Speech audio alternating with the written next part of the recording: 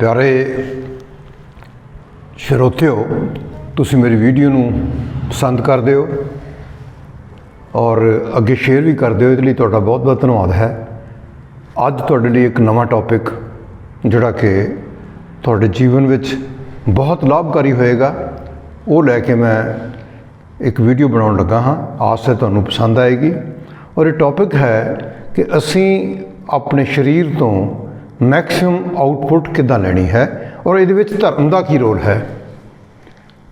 जिस तक मैं समझदा हाँ कि जिन्नी भी शरीर तो असीं परफॉर्मेंस लैने आ, उहदा जिहड़ा बेस है जो धर्म च होएगा तो असीं बैटर परफॉर्म करांगे। जिवें ओलंपिक मूवमेंट शुरू होया तो वो ग्रीक तो शुरू होया, उत्थे अपोलो गॉड अपोलो का टैंपल सी एंशिएंट ग्रीक, और उस तो लाइट लैके जोत जगा के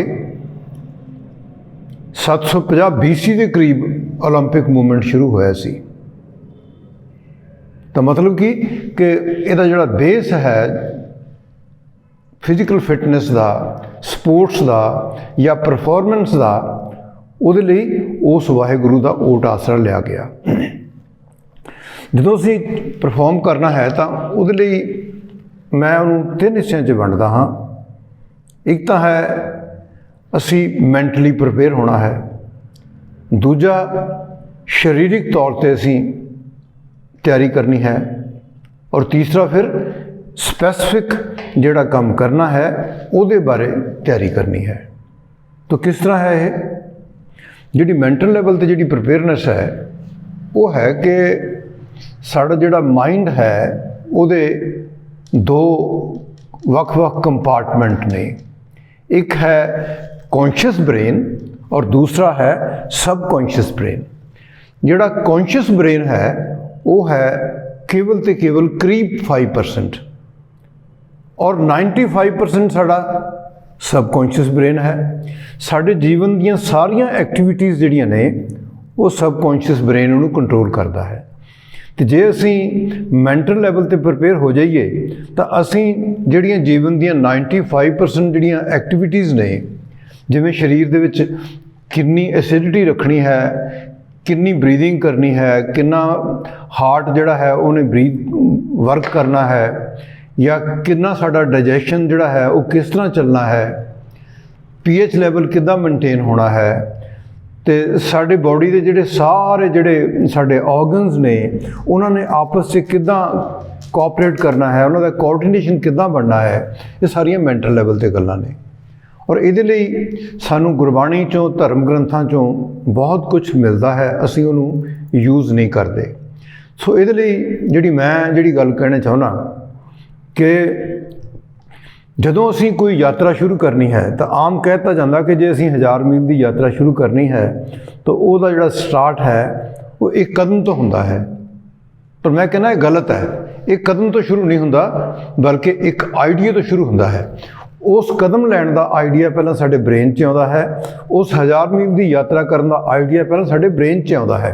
जदों असीं ब्रेन च सोच के फर्म हो जाने तो फिर असीं पहला स्टैप लैने तो तां जाके वो यात्रा जिहड़ी है, जे डिटरमीनेशन नाल तुरीए तो वो यात्रा कंप्लीट हो जाएगी।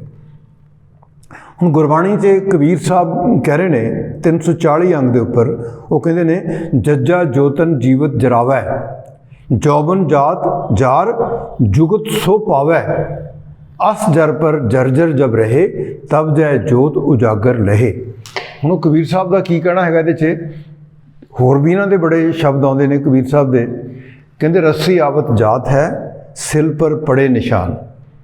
की हुंदा है जज्जा जोतन जीवत जरावै, जिहड़ा अपने तन नूं जिउंदा रह के जाड़ेगा। पहली गल तो मैंटल लैवल पर हो गया, असीं सिमरन किया, असीं सिमरन करके मैंटली प्रिपेयर होए, असीं उस एक्टिविटी नूं बार बार असीं उस एक्टिविटी का जो जिक्र किया उहदे लई मैंटली प्रिपेयर हो गए। ਉਹਦਾ ਸਾਡੇ सबकॉन्शियस माइंड 'ਚ एक रिकॉर्ड हो गया मैसेज कि असी इस काम करने लई मैंटली प्रिपेयर हाँ। ਜਦੋਂ ਅਸੀਂ ਮੈਂਟਲੀ प्रिपेयर हो जाते हैं तो बॉडी सानू उस काम करने लई एनर्जी ਵਧੇਰੇ रिलीज़ करती है तो असी उस काम ਨੂੰ ठीक तरह कर सकते हैं। ਹੁਣ ਜਦੋਂ ਕਬੀਰ ਸਾਹਿਬ ਨੇ ਇਹ ਕਹਿ ਰਹੇ ਨੇ ਕਿ ਜੱਜਾ ਜੋਤਨ ਜੀਵਤ ਜਰਾਵੈ। ਜਿਹੜਾ ਇਨਸਾਨ ਜਿਉਂਦਾ ਰਹਿ ਕੇ ਆਪਣੇ ਤਨ ਨੂੰ ਜਲਾਊਗਾ, ਜਿਵੇਂ ਸਾਡੇ ਇੱਕ ਕੋਚ ਹੁੰਦੇ ਸੀ ਮੈਸ ਗਰਾਂਡ ਨੇ, ਮੈਂ ਜਦੋਂ ਇੰਡੀਆ ਦਾ ਕੈਂਪ ਲਾਉਂਦਾ ਰਿਹਾ, ਤੁਹਾਨੂੰ ਸ਼ਾਇਦ ਪਤਾ ਹੋਵੇਗਾ ਕਿ ਮੈਂ ਇੰਟਰਨੈਸ਼ਨਲ ਸਪੋਰਟਸਮੈਨ ਹੈ, ਨੈਸ਼ਨਲ ਰਿਕਾਰਡ ਵੀ ਰਹੇ ਮੇਰੇ, ਔਰ ਮੈਂ ਕਰੀਬ 35 ਸਾਲ ਕਾਲਜ 'ਚ ਪੜ੍ਹਾਇਆ ਹੈ ਫਿਜ਼ੀਕਲ ਐਜੂਕੇਸ਼ਨ 'ਚ।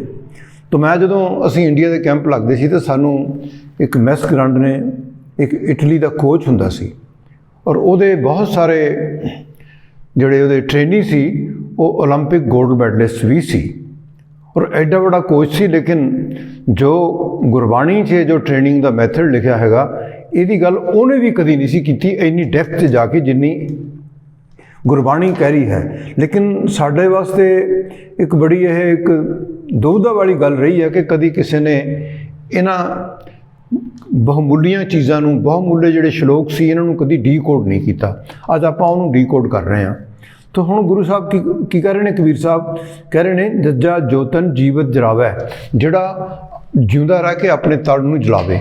ਜਿੱਦਾਂ ਅਸੀਂ ਸਪੋਰਟਸਮੈਨ ਨੂੰ ਕਹਿ ਦਿੰਦੇ ਹਾਂ, ਤੂੰ ਗਰਾਊਂਡ ਗਿਆ ਬਈ, ਮਰ ਕੇ ਨਿਕਲਣਾ ਇੱਥੋਂ ਤੂੰ ਬਾਹਰ। ਔਰ ਅਸੀਂ ਕਹਿ ਦਿੰਦੇ ਹਾਂ ਕਿ ਜਿਹੜੀ ਟ੍ਰੇਨਿੰਗ ਹੈ ਨਾ, ਉਹ ਉਦੋਂ ਸ਼ੁਰੂ ਹੁੰਦੀ ਹੈ ਜਦੋਂ ਸਾਡੀ ਬਾਡੀ ਰੈਸਟ ਵਾਸਤੇ ਕਰਾਈ ਕਰ ਰਹੀ ਹੁੰਦੀ ਹੈ। When body cries for rest then we start our training.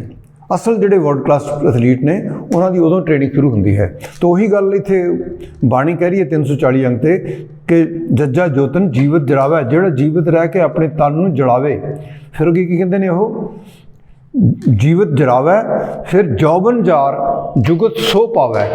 ਆਪਣੀ ਜਵਾਨੀ ਨੂੰ ਜਾਲ ਕੇ, ਜਿੱਦਾਂ ਸਾਨੂੰ ਕੋਚ ਸਾਡਾ ਕਹਿੰਦਾ ਸੀ, ਤੁਸੀਂ ਆਪਣੀ ਜਵਾਨੀ ਜਾਲ ਦਿਓ, ਆਪਣਾ ਸਾਰਾ ਸਕਿੱਲ ਨੂੰ ਅਕਵਾਇਰ ਕਰਨ ਲਈ ਆਪਣੇ ਆਪ ਨੂੰ ਫਨਾਹ ਕਰ ਦਿਓ, ਆਪਣੇ ਆਪ ਨੂੰ ਤਬਾਹ ਕਰ ਦਿਓ ਗਰਾਊਂਡ 'ਚ, ਆਪਣੇ ਆਪ ਨੂੰ ਗਰਾਊਂਡ 'ਚ ਮੈਲਟ ਕਰ ਦਿਓ, ਅਤੇ ਫਿਰ ਗਰਾਊਂਡ 'ਚੋਂ ਰੀਇਮਰਜ ਹੋ ਕੇ ਬਾਹਰ ਨਿਕਲੋ, ਇੱਕ ਚੰਗੇ ਸਪੋਰਟਸਮੈਨ ਹੋ ਕੇ ਬਾਹਰ ਨਿਕਲੋ। ਪਰ ਆਪਣੇ ਆਪ ਨੂੰ ਇੱਕ ਵਾਰੀ ਗਰਾਊਂਡ 'ਚ ਮੈਲਟ ਐਂਡ ਮਰਜ ਕਰ ਦਿਓ। ਇਹੀ ਗੱਲ ਬਾਣੀ ਕਹਿ ਰਹੀ ਹੈ ਕਿ ਜੌਬਨ ਜਾਰ ਜੁਗਤ ਸੋ ਪਾਵੈ। ਫਿਰ ਅੱਗੇ ਕੀ ਕਹਿ ਰਹੇ ਨੇ ਕਿ ਜੋ ਇਸ ਜਰ ਪੈ ਜਰ ਜਬ ਰਹੇ। ਜਿਹੜਾ ਇਸ ਟੈਕਨੀਕ ਨੂੰ, ਜਿਹੜਾ ਉਹਨੇ ਜੁਗਤ ਜਿਹੜੀ ਪਾਈ ਸੀਗੀ, ਉਹਨੂੰ ਜਦੋਂ ਬਾਰ-ਬਾਰ ਉਹਨੂੰ ਜੋ ਇਸ ਜਰ ਪੈ ਜਰ ਜਬ ਰਹੇ, ਜਿਹੜੀ ਉਹ ਟੈਕਨੀਕ ਜਿਹੜੀ ਜੌਬਨ ਜਾਰ ਕੇ ਅਕਵਾਇਰ ਕੀਤੀ ਸੀਗੀ, ਉਹਨੂੰ ਜਦੋਂ ਬਾਰ-ਬਾਰ ਜਦੋਂ ਬੰਦਾ ਰਿਪੀਟ ਕਰੀ ਜਾਏਗਾ ਤਾਂ ਫਿਰ ਤਬ ਜਾਏ ਜੋਤ ਉਜਾਗਰ ਹੋਏ ਲਹੇ। ਜਿਹੜੀ ਫਿਰ ਉਹ ਟੈਕਨੀਕ ਹੈ ਉਹ ਉਜਾਗਰ ਹੋ ਕੇ ਸਾਡੇ ਅੰਦਰ ਉਤਰ ਜਾਏਗੀ। ਦ ਮੂਮੈਂਟ ਸਾਡੇ ਅੰਦਰ ਉਹ ਚੀਜ਼ ਉਤਰ ਗਈ, ਅਸੀਂ ਉਹਨੂੰ ਬਾਰ-ਬਾਰ ਰਿਪੀਟ ਕੀਤਾ ਤਾਂ ਅਸੀਂ ਉਸ ਕੰਮ 'ਚ ਪਰਫੈਕਟ ਹੋ ਗਏ।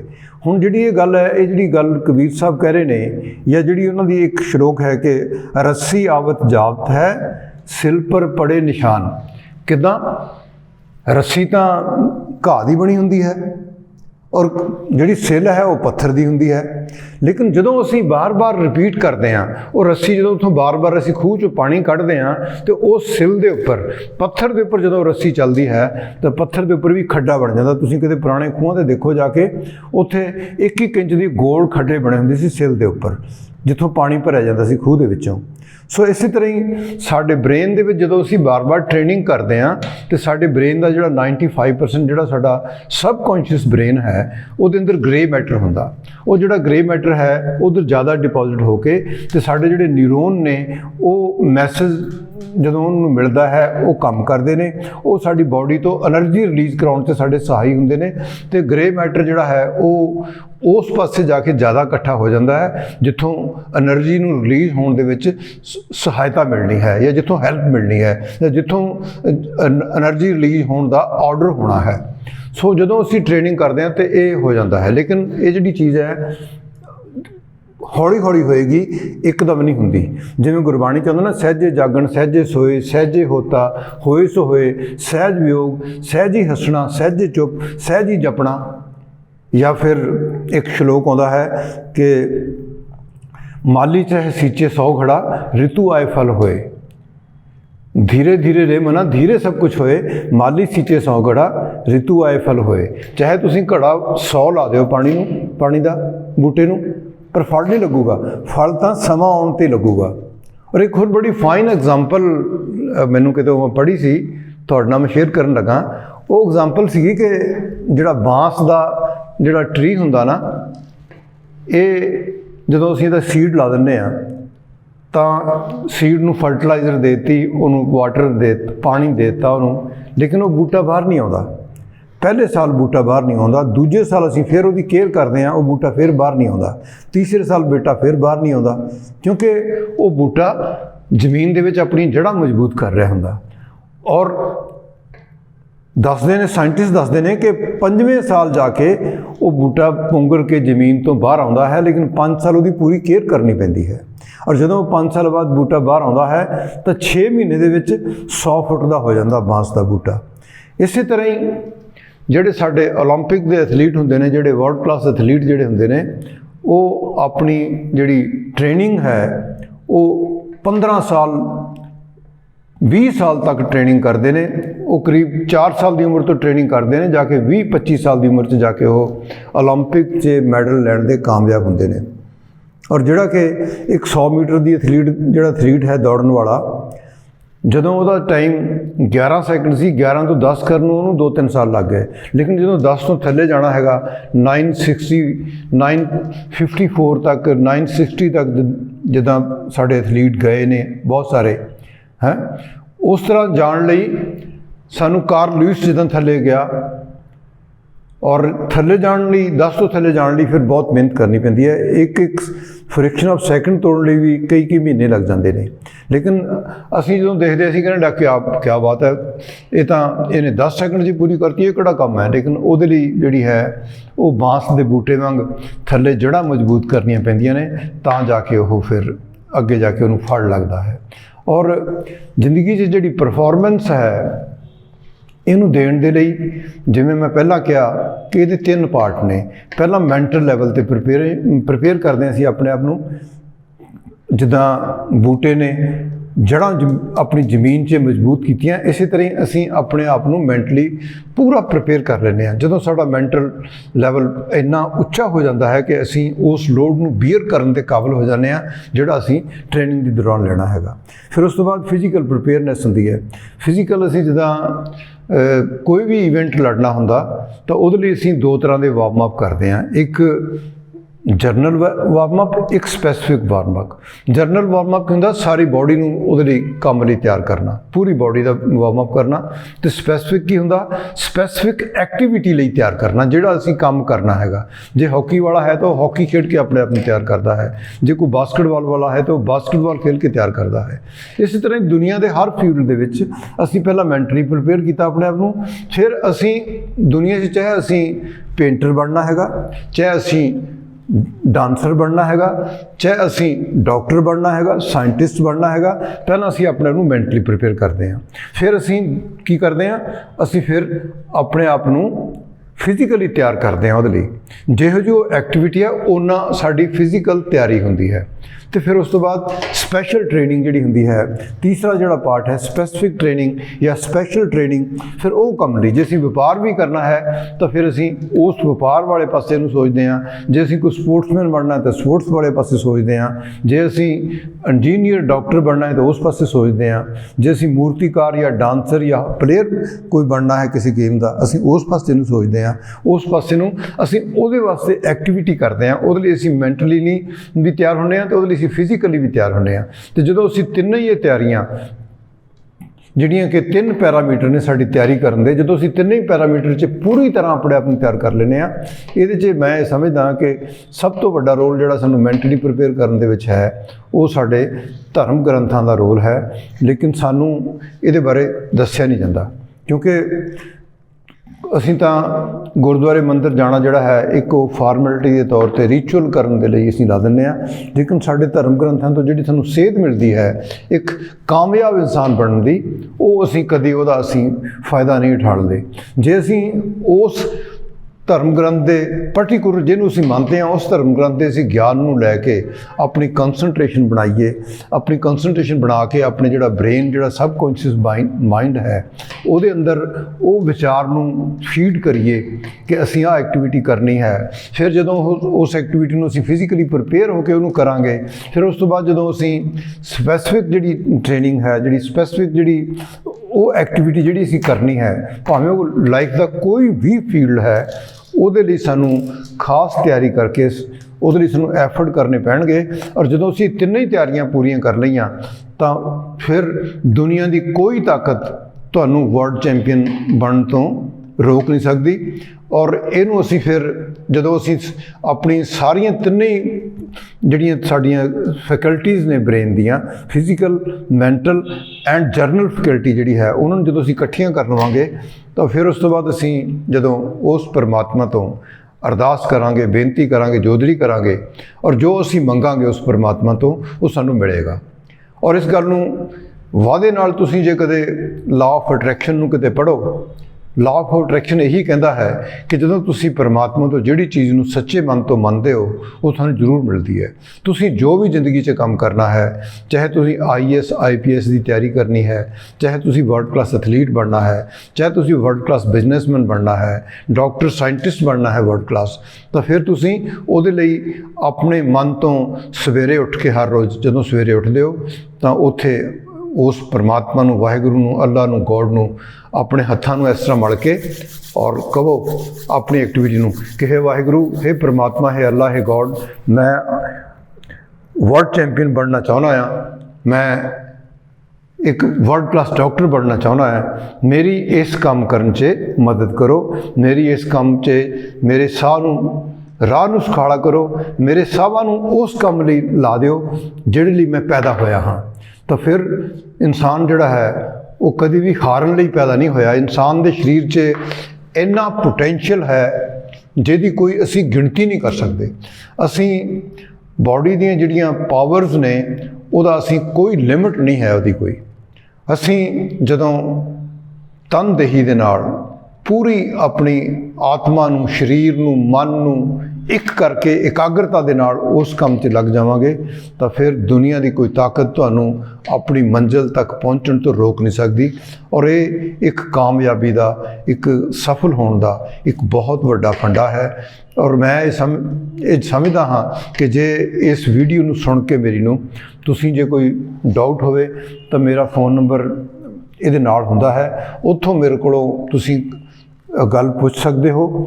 ਲੇਕਿਨ ਮੈਂ ਤੁਹਾਡੇ ਨਾਲ ਇਸ ਗੱਲ ਦਾ ਵਾਅਦਾ ਕਰਦਾ ਹਾਂ, ਮੈਂ ਤੁਹਾਨੂੰ ਅਸਟਾਮ 'ਤੇ ਲਿਖ ਕੇ ਦੇਣ ਨੂੰ ਤਿਆਰ ਹਾਂ ਕਿ ਤੁਸੀਂ ਜਿਹੜੇ ਵੀ ਮਨ 'ਚ ਧਾਰਨਾ ਲੈ ਕੇ ਕੋਈ ਵੀ ਕੰਮ ਕਰੋਗੇ, ਚਾਹੇ ਤੁਸੀਂ ਵੱਡਾ ਸੰਤ ਵੀ ਬਣਨਾ ਹੈ, ਪਰ ਚਾਹੇ ਤੁਸੀਂ ਗੁਰੂ ਘਰ ਦੇ ਫੀਲਡ ਦੇ ਵਿੱਚ ਵੀ ਅੱਗੇ ਪ੍ਰੋਗਰੈਸ ਕਰਨੀ ਹੈ, ਕਿਤੇ ਵੀ ਕੋਈ ਪ੍ਰੋਗਰੈਸ ਕਰਨੀ ਹੈ, ਤਾਂ ਤੁਹਾਨੂੰ ਇਹ ਤਿੰਨੇ ਹੀ ਪੈਰਾਮੀਟਰਾਂ ਤੋਂ ਗਿਆਨ ਲੈ ਕੇ, ਸੇਧ ਲੈ ਕੇ ਤਿਆਰੀ ਕਰਨੀ ਪਏਗੀ। ਸਾਨੂੰ ਨਾ ਸਾਡੇ ਧਰਮ ਗ੍ਰੰਥ ਹੋਰ ਵੀ ਬਹੁਤ ਸਾਰੀਆਂ ਜਿਹੜੀਆਂ ਚੀਜ਼ਾਂ ਨੇ ਉਹ ਸਾਨੂੰ ਦੱਸਦੇ ਨੇ। ਜਿਵੇਂ ਗੁਰੂ ਗ੍ਰੰਥ ਸਾਹਿਬ ਜੀ ਮਹਾਰਾਜ 'ਚ ਆਉਂਦਾ ਹੈ ਕਿ ਮਨ ਜੀਤੇ ਜਗ ਜੀਤ।